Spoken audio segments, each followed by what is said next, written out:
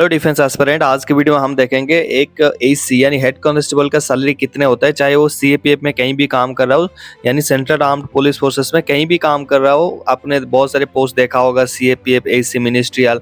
अभी आया हुआ है आपका आईटीबीपी का head constable, stress counsellor in education. Head constable का काफ़ी सारे वैकेंसीज होता है, तो मैंने सोचा क्यों ना आपको इसकी सैलरी के बारे में पता दिया जाए, क्योंकि इंस्टेड ऑफ कि मैं ये बताऊं कि सीआईएसएफ की एसी का कितना है, सीआरपीएफ का कितना है, ये सारे के सारे कैटेगरी सीएपीएफ में आते हैं, यानी सेंट्रल आर्म्ड पुलिस फोर्सेस में आते हैं सीएपीएफ में।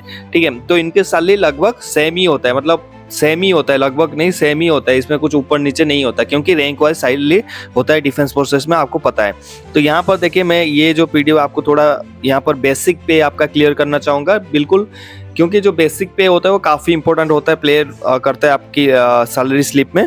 तो यहाँ पर कांस्टेबल के देख सकते हो 21,700 से लेकर 69,100 स्टार्टिंग बेसिक पे होता है आपकी 21,700, जो कि मिनिमम बेसिक पे है एक सिपाही की। उसके बाद वो प्रमोशन होता है हेड कांस्टेबल में। हेड कांस्टेबल में जो उसकी रहता है बेसिक पे, वो 25,500 से लेके 81,100 रुपया। ठीक है, यहाँ पर देखिए। ठीक है, इसके बाद हम चलते हैं आपकी, यहाँ पर मैं थोड़ा आपको कैलकुलेट करके दिखाता हूँ। अभी आप ये आ जाओ यहाँ पर। अगर अभी तक आपने वीडियो को लाइक नहीं किया, प्लीज एक बार लाइक कर दीजिए। साथ में हमारी Telegram channel army sir official अगर ज्वाइन नहीं किया है तो ज्वाइन कर लीजिए, वहाँ पर भी हम इंस्टेंट आपको न्यूज़ देते रहते हैं। तो पे स्केल आपको क्लियर हो गया, 29,200 से लेके 92,300। अभी मान लीजिए आप सीएपीएफ में, सेंट्रल आर्म्ड पुलिस फोर्स यानी सीआरपीएफ, बीएसएफ, आईटीबीपी, एसएसबी, किसी में भी आपने एसी as a head constable entry किया। मान लीजिए अभी आईटीबीपी में आप एजुकेशन एंड स्ट्रेस काउंसलर एसी में एंट्री किया, आपकी जो बेसिक पे स्टार्टिंग होगा दैट इज 29,200 रुपया आपकी बेसिक पे हो गया यहाँ पर। ठीक है, उसके बाद आपका जो डीए है, उस टाइम की ये डीए दिखा रहा है जो एक पे स्लिप है, उस टाइम की 3504 है। ठीक है, आप बेसिक पे को याद रखिए, 29,200 रुपया आपकी बेसिक पे हो गया। ठीक है, आपका डीए अभी 50% है। 50% मतलब इसको हम 30,000 मान के चलते हैं, तो 15,000 हम थोड़ा कैलकुलेट करने में आसानी होगा। तो 30,000 और इसका 15,000 अभी डीए है, तो कितना हो गया, 45,000 आपकी टोटली बन गया आपके डीए और बेसिक पे। इसके बाद आपकी जो मिलिट्री सर्विस पे है वो आपको नहीं मिलता है, क्योंकि आप सीएपीएफ यानी सेंट्रल आर्म्ड पुलिस फोर्सेस, वहां पर आपको नहीं मिलता है डीए और बेसिक पे। अभी 2024 जुलाई में आप वीडियो बना रहे हैं, तो आपकी 45,000 रुपया हो गया डीए और बेसिक पे को लेके।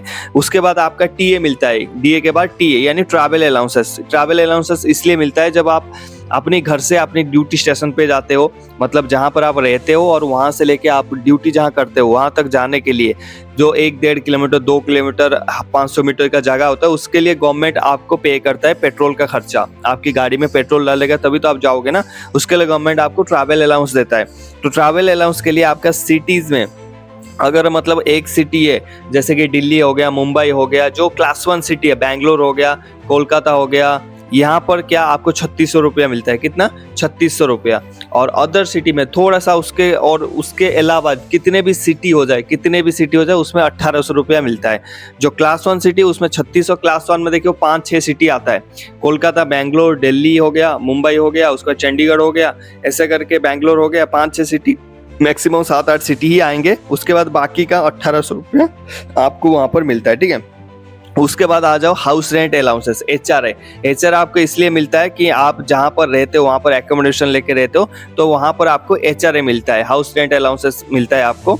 तो वहाँ पर अगर आप एक सिटीज़ में हो, अगर आपको एक्स वाई जेड सिटीज़ का पता नहीं चल रहा है, या फिर 24, 16 और 8 के हिसाब से आपको पता नहीं चल रहा है, तो मैंने एक डिटेल में वीडियो बनाया एचआरए को लेके, कौन सी सिटी आपकी कौन सी उसमें आता है और कौन सी एचआरए आपको क्लेम करना चाहिए। एक फौजी को पता होना चाहिए कि अगर मैं ग्रुप एक्स में रह रहा हूँ और ग्रुप जेड की अगर आप पार्ट 2 नहीं करवाएंगे, उस हिसाब से अगर आप उनको डॉक्यूमेंट प्रोवाइड नहीं करेंगे, वो आपकी जेड सिटी यानी जहाँ पर रहते हो, ड्यूटी करते हो, उसी का आपको एचआरए दे देंगे। और उसी का अगर जेड सिटी में आता है तो जेड सिटी का एचआरए आपको मिलेगा।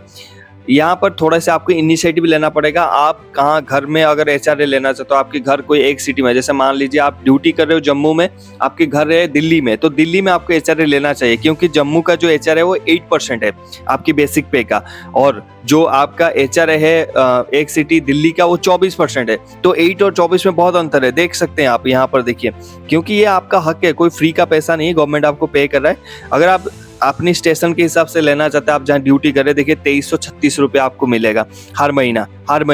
लेकिन एक्स ग्रुप सिटीज, अगर आप दिल्ली में रहते हो, मुंबई में रहते हो, कोलकाता में रहते हो, ऐसे जगह पर दिल्ली एनसीआर में रहते हो, तो वहाँ पर एक सिटी आपको मिलेगा, वहाँ पर 7,000 और 2,000 में 5,000 के अंतर हो गया भाई, 5,000 की अंतर हो गया आपको। अब लेना है नहीं लेना है वो आपकी मर्जी है। लिंक मैं डिस्क्रिप्शन में डाल रहा हूँ उस वीडियो का, जाके उसको एक बार देख के क्लियर कर लेना अपना किस हिसाब से एचआरए बनता है, ठीक है।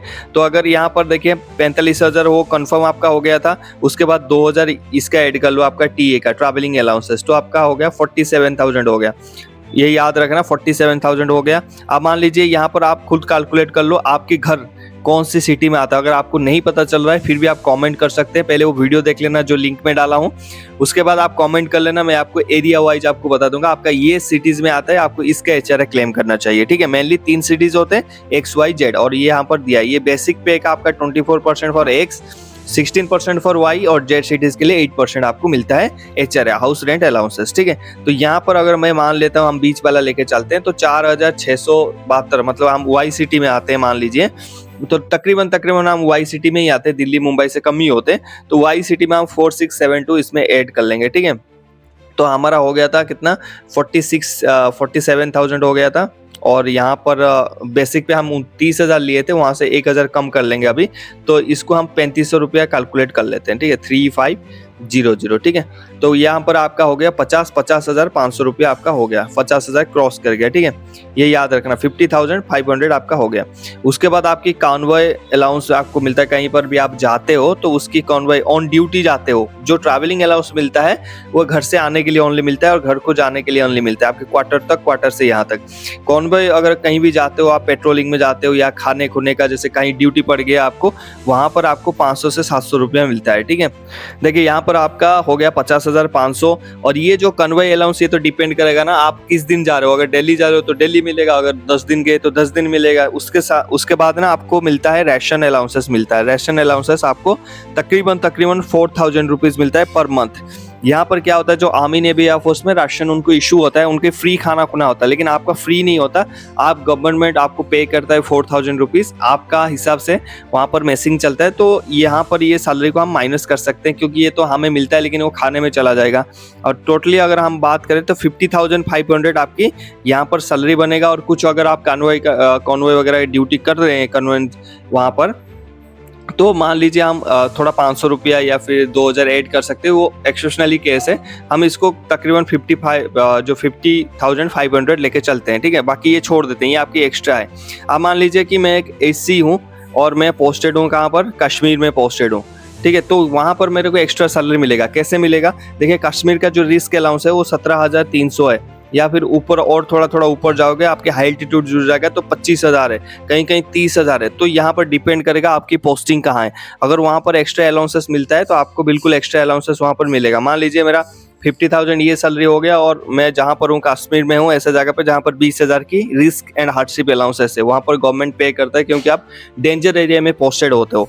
तो वहाँ पर अगर 20,000 मुझे ज़्यादा मिल गया तो मेरा 70,000 सैलरी बन गया। कितना, 70,000। अब आता है डिडक्शन के ऊपर, आपका कितना डिडक्शन होता है और क्या डिडक्शन होता है। चलिए यहाँ पर मैं बताता हूँ आपको। यहाँ पर एक CHSG करके आपका डिडक्शन होता है, एक ग्रुप इंश्योरेंस के टाइप का होता है।